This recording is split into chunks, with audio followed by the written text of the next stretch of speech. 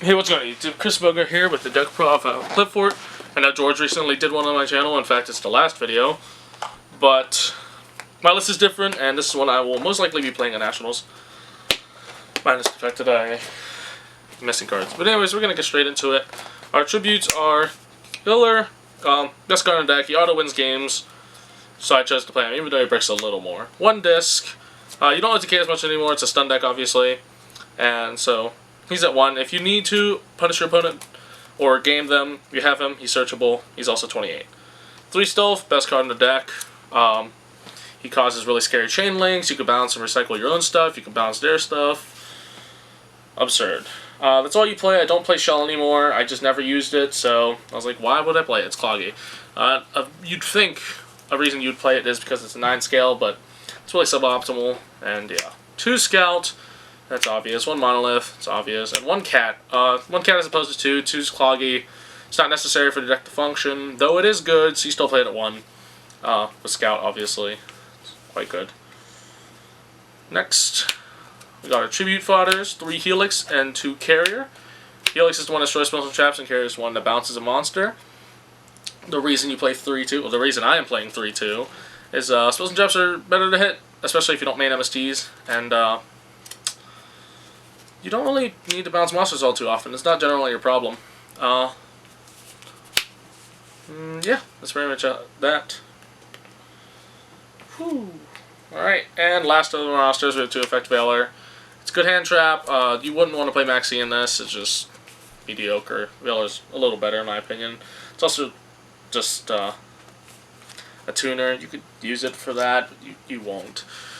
I don't even have Synchros in the extra because of that. 3 Summoner Art, obviously, good. Grab Scout, yeah. 3 Upstart, gotta get to your stuff. Easy Side Out, good card in general. Don't want to play dualities in this list. I just don't care for it. Sacrifice, yeah,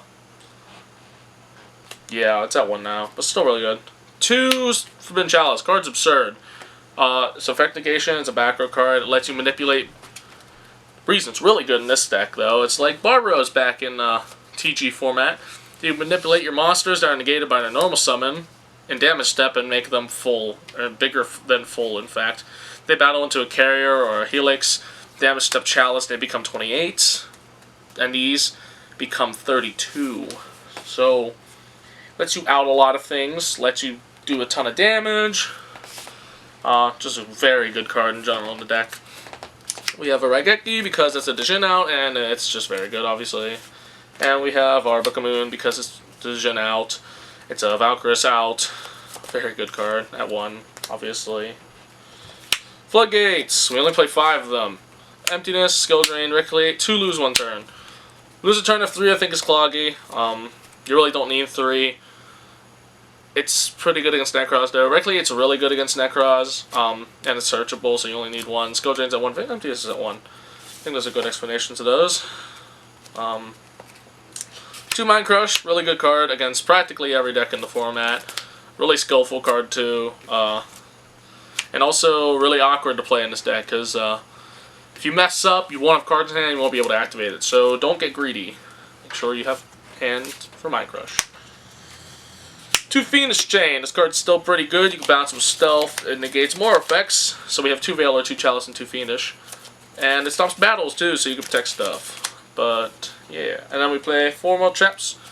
2 more Mirror Force. Punish your opponents for overextending. There isn't enough of that in this game. I think this is one of the better cards to do it. But it also lets you win. It's really good against Necros. And then we main 2 Prison. I was signing them originally, but I cut Shell and a Cat for them. And I cut a Torrent at some point, because I think Torrent's pretty mediocre against a lot of decks. Don't like it against Burning Abyss. It's really bad against Doll, obviously. This is just better against stuff in general. You don't have to side them in, because you already have them against the hands. It's just good in general. It outs a lot of things. Stops Bull Blader. DD Warrior Lady, I guess. It's just good. I just wanted to play more traps, honestly. I felt like 10, 11 wasn't enough originally. So I was like, 12! That makes it better. 1 more trap, right? Alright, so that's the main deck. Really simple. Not really simple, pretty hard to build. I spent like an hour on it just now. Extra's bullshit, you can do whatever you want with it. Gaia M7, Gauntlet Warrior, Exiton, Arc, Castel, Can't Go Get Regna Zero. I just threw this back in because I realized your Helix or your Carrier, one of the two, when it says scale, reduces all your opponent's monsters by 300. So you could make it to destroy any of their monsters and draw one. Good card. It's also 24. It's relevant. Gaga Samurai puts in work, surprisingly. Levolvo Chain. I mean, like, it does more than... If you disc into 2 18s, you could overlay them to this. It does more damage, and it's a protection thing if you want to... Yeah, you understand. Levolvo Chain, you'll, like, never use any of these. Dweller, Rhapsody, you might use. Heartland, you might use. Black Ship, Cowboy. These are just, like, if you want to game your opponent. This is, like, if you really want to not suck. You play that card. Dweller's good against stuff. Chain is like never used. You will like never stack anything. Samurai you'll use. Arrow you'll probably use. Category you probably won't use. Castel is actually really important. You just need to have it. 101's pretty important too. Exiton is ultra important. And these are very unimportant. There was a Vulgasaurus in here, but like I could cut Karen for it if I really wanted. It's whatever. The extras, fine. Do whatever you want with it. The side deck is what matters, though. I spent a lot of time on this. This is difficult. So, Yu-Gi-Oh! Advice tip of the day. Just pull out the deck. To learn how to build a side deck, look at your main deck. Figure out what card you can side out to make your deck still function normally. Like, for example, you could side all these out against stuff. You can side out crushes. Yeah. Figure out how many you can side out. Say a specific matchup. Like, oh, what would I side out against Netcross? Figure out how many you set up in the main deck, and for a game, depending on if you're going first or second, and from there, figure out how many cards you can allocate to your side for those decks. So, anyways, 2 Lancia card's really good. It's a hand trap version of Iron Wall / Necro Valley if I don't have them on the field, because spell and trap removal, obviously. Lancia is still really good. Yeah, 2 Vanity's Fiend. Or Majesty's Fiend, rather. And 2 Monarch Stormforth. This is really good against most decks. It's not good against the mirror, obviously. But, yeah. 2 MST, side against the mirror mainly. And you side against, like, Satellar, Burning Abyss. Stuff that would have shutdowns against you. It's also sideable against Necros if you know they side in Decrees. But that would be a Game 3 scenario. 2 Iron Wall. These will become Necro Valleys. The reason why is Necro Valley does the same thing. It does it slightly better, and it's a spell card, so it doesn't get decreed. The only reason it would be worse is against Ritual Beast. This is just outright better against Ritual Beast, but I'm not trying to worry about Ritual Beast in Nationals, especially. 2 Shadow Imprisoning Mirror for basically just Burning Abyss. Torrential and Bottomless. Those are against the mirror. Satellar. Someone is calling me. And Climate Change.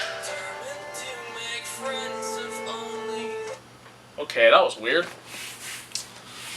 Climate Change. Yeah, you side in a lot, so you don't lose the people floodgating you to death. And yeah, it's 15 card side. That was terrible. But I like it. These obviously, I said, Necro Valleys. It's good. If you're playing Qliphort, you should be alright. Obviously, if you can play Necros, the deck's better. But if you had the second option and you couldn't play Necros, well, I think this is the best option after that. Pretty much it. If you guys enjoyed, comment, subscribe. I'll see you guys around next time. Adios, YouTube.